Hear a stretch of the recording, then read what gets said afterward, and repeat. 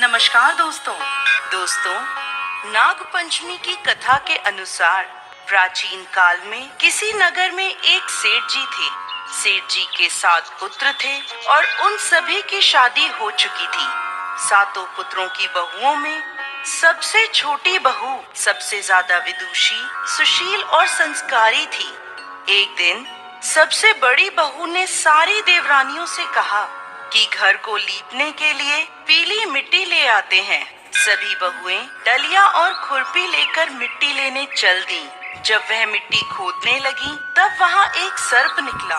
बड़ी बहू उस सर्प को खुरपी से मारने लगी तो छोटी बहू बोली, मत मारो इसे, ये बेचारा तो निरपराध है। यह सुनकर बड़ी बहू ने उस सर्प को नहीं मारा। तब सर्प एक ओर जाकर बैठ गया। छोटी बहू ने सर्प से कहा, आप यहाँ से जाना मत, मैं अभी आती हूँ। ऐसा कहकर छोटी बहू सर्प के लिए दूध लेने चली गई।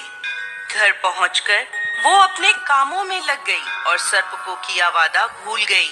अगले दिन जैसे ही उसे यह बात याद आई तब वह दूध लेकर वहाँ पहुँची तो उसने देखा सर्प तो वहीं बैठा है। सर्प को देखकर वह बोली, भैया मुझे माफ कर दो, मैं अपने कार्य में लगकर आपसे किया वादा भूल गई। तब सर्प बोला, मुझसे झूठ बोलने के लिए मैं अभी तुझे डस लेता, लेकिन तूने मुझे भैया कहा है, इसलिए मैं तुझे छोड़ रहा हूँ और आज से तू मेरी बहन हुई, तुझे जो चाहिए मांग ले। छोटी बहू बोली, भैया मेरा कोई नहीं है, मुझे एक भाई मिल गया, मुझे और कुछ नहीं चाहिए।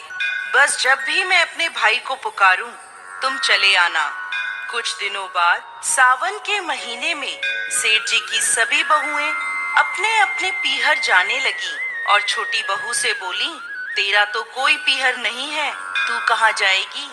यह सुनकर छोटी बहू बहुत रोई। तभी उसके घर उसके दूर के रिश्ते का एक भाई आया और बोला, मैं इसे लेने आया हूँ, मैं इसका दूर के रिश्ते का भाई हूँ। सेठ जी बोले, छोटी बहू का तो कोई भाई नहीं है। उनको विश्वास दिलाने पर सेठ जी ने छोटी बहू को सर्प के साथ भेज दिया। रास्ते में उसने छोटी बहू को बताया, बहन मैं तुम्हारा भाई सर्प हूँ और तुम्हें अपने साथ अपने घर नागलोक ले जाने आया हूँ। तुम डरना मत, तुम मेरी पूंछ को पकड़ लो और डरना मत, मैं तुम्हें अपने साथ अपने घर ले जा रहा हूँ। छोटी बहू ने सर्प के कहे अनुसार किया। जैसे ही वह नागलोक पहुँचे, नागलोक के धन ऐश्वर्य को देखकर छोटी बहू चकित रह गई। सर्प उसे अपनी माता के पास ले गया और बोला, माता ये मेरी बहन है, इसने मेरी जान बचाई थी और यह यहाँ हमारे साथ रहने आई है। सर्प की माता ने छोटी बहू को गले लगा लिया। अब वह वहाँ खुशी खुशी रहने लगी। उस समय वहाँ शेषनाग के बहुत से छोटे छोटे बच्चे जन्मे हुए थे। वह रोज देखती कि माँ सभी के लिए दूध ठंडा करके घंटी बजाती। घंटी की आवाज सुन के सभी बच्चे वहाँ आकर दूध पी लेते थे। एक दिन वह माँ से बोली, माँ आज दूध मैं ठंडा कर देती हूँ। अभी दूध ठंडा भी नहीं हुआ था कि उसने जल्दबाजी में घंटी बजा दी। घंटी की आवाज सुनते ही छोटे छोटे सांप दूध पीने दौड़ पड़े। इतने में दूध में मुंह डालते ही कईयों के फन जल गए। तब सभी सर्प बोले, हम इसे डसेंगे, परंतु माँ के समझाने पर वह मान गए। तब सर्प ने और उसकी माँ ने छोटी बहू को बहुत धन दौलत, हीरे मोती और जवाहरात देकर उसके घर के लिए विदा किया। इतना सारा धन दौलत देखकर बड़ी बहू बोली, भाई ने इतनी सारी दौलत दी है तो इसे झाड़ने के लिए सोने की झाड़ू भी दे देता।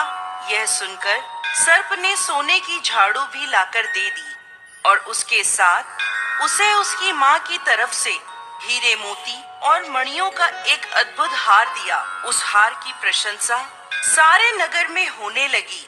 जब यह प्रशंसा नगर की रानी ने सुनी तो उस हार को पहनने की अपनी इच्छा राजा को कही। राजा ने तुरंत अपने सैनिकों को वह हार लेने भेज दिया। राजा के डर से सेठ जी ने छोटी बहू का हार लेकर सैनिकों को दे दिया। इस बात से छोटी बहू बहुत दुखी हुई और अपने भाई सर्प को याद कर उसे सारी बात बताई। सर्प बोला, बहन तुम दुखी मत हो, राजा खुद तुम्हें वह हार लौटाने आएंगे।